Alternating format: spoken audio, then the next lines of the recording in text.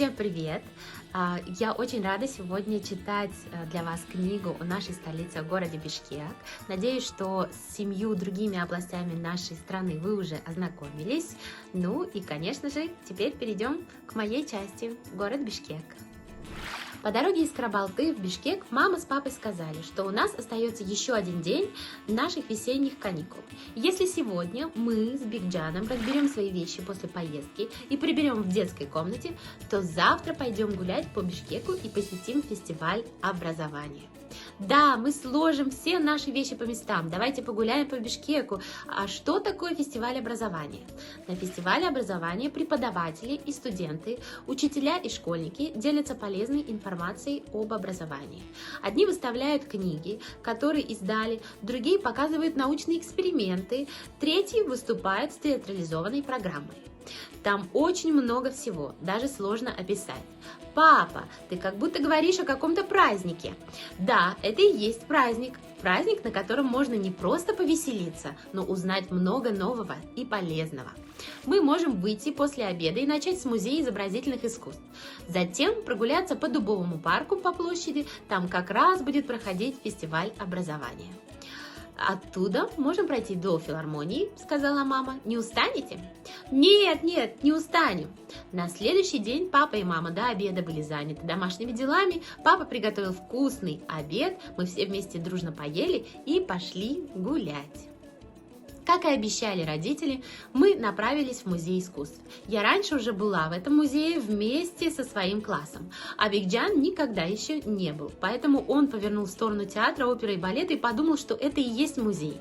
Мы окликнули его и указали на здание музея, но в театр мы все же зашли, и папа с мамой купили билеты на детское театральное представление «Алтын-Уя» в следующее воскресенье. А уже после этого наша дружная семья пошла в музей.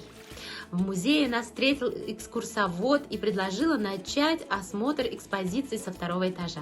Там было так красиво. Большие, просторные залы и много-много больших и маленьких картин и скульптур.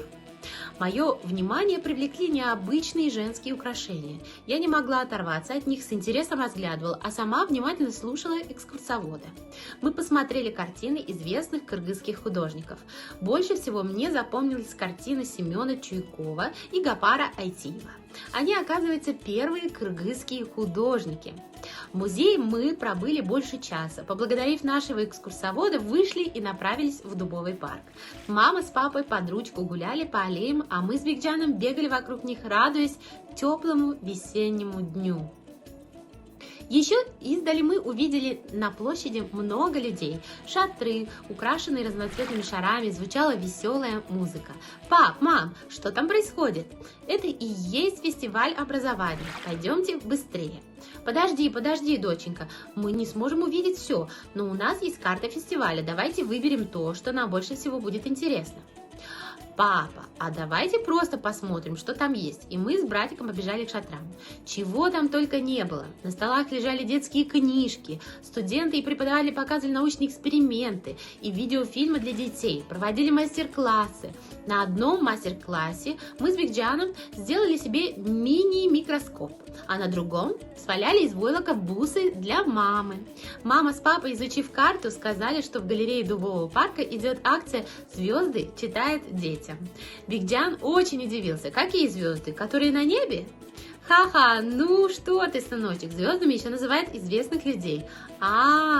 Артисты кукольного театра читали и показывали сказки. Нам с Бигджаном подарили по книжке. И все мы очень довольны. Пошли дальше. Уходить с фестиваля образования не хотелось, и мы пробыли там почти до конца. Успели даже посмотреть концерт, он проходил возле памятника великой алайской царицы Курманджан-Датка. На площади родители показывали нам здание исторического музея. Нам очень захотелось туда тоже попасть, но был уже вечер, и он закрылся. К тому же все мы очень устали и решили, что посетим исторический музей в другой раз. По дороге к филармонии полюбовались площадью Ала-Ато. Там на ветру развивается огромный флаг нашей страны, у которого стоит почетный караул, а рядом с флагом и исторический музей стоит Белый дом. Там работает президент и парламент. Мы с братиком хотели еще побегать на площади, но родители сказали: что, дети, давайте прогуляемся пешочком до филармонии, а оттуда на автобусе поедем домой. Да, давайте. Мам, пап, а что такое филармония? Филармония – это место для музыки, место, где проходят концерты. Это такой дом музыки. Знаете, что означает само слово филармония? Нет, оно происходит от греческих слов филио и хармония. Филио – любить, а хармония – гармония, музыка. Как красиво! Любить музыку. Значит, филармония – это место, где любят музыку? Да, доченька, но музыку надо слушать и любить не только в филармонии.